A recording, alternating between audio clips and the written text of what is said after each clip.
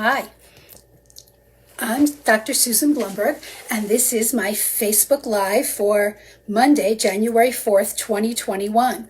Thank you for joining me for my first Facebook Live of the year. Today, I want to talk about how important it is to feel cared about and how hurtful it is when our kids say things that really hurt our feelings. They yell, "You hate me," or worse, "I hate you," and they say it with such venom and passion that it really hurts our feelings. So what do? For the very youngest children, when they say, "I hate you," it's really just the same as when they say no, and it just deserves to be ignored, especially when you're just asking them to do a chore or pick up their toys.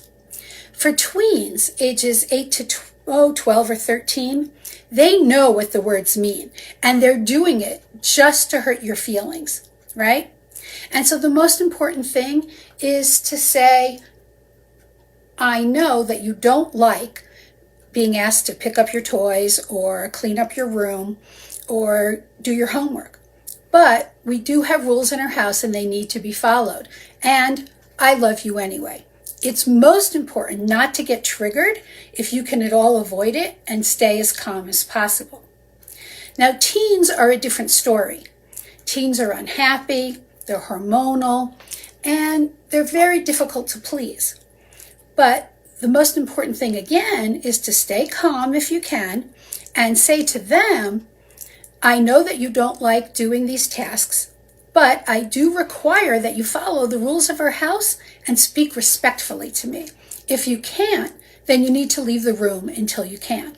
Now, my son in particular would stomp off to his room upstairs and stomp around his room, grumbling and mumbling under his breath, which would make the chandelier in our dining room shake because his room was directly above it.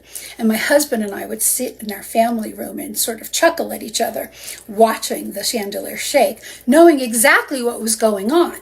But we were comfortable with that because we preferred it to him being downstairs in the main spaces of the house, making all of us unhappy, and feeling that it was a suitable alternative.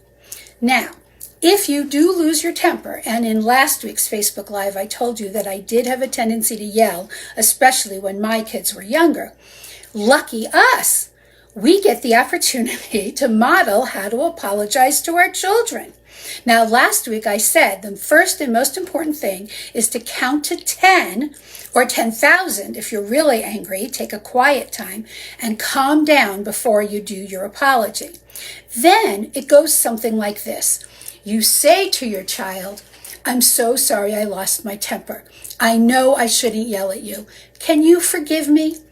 And are we calm enough now that we can talk things through?" It's super important that we model this behavior for our kids so that they learn how to handle their own negative behavior, learn how to apologize, and then learn how to problem solve together successfully. Most important, then follow through on whatever solution you problem solve together. I hope these tips have been helpful to you in learning how to handle when our kids take out their negative feelings on us as parents. It does get easier with practice, I promise. But it's really important that we look at the developmental level of our child, respond appropriately, and most of all, remember that we're the adult and we can help our kids handle this. Thank you for joining me for my Facebook Live today, January 4th, 2021. I look forward to meeting you here every Monday this year. You can also follow me on Dr. Susan Coaching on Instagram, at Susan L. Blumberg, PhD on LinkedIn, and on my website, drsusanblumberg.com. I'm looking forward to sharing a lot more of these tips with you this year. I look forward to your comments on this Facebook Live. And most importantly, follow these spaces on Thursday, January 7th. That's this Thursday. Registration will open for my first free parent workshop of the year, which will be Thursday, January 14th at 6 p.m. Colorado Mountain Time.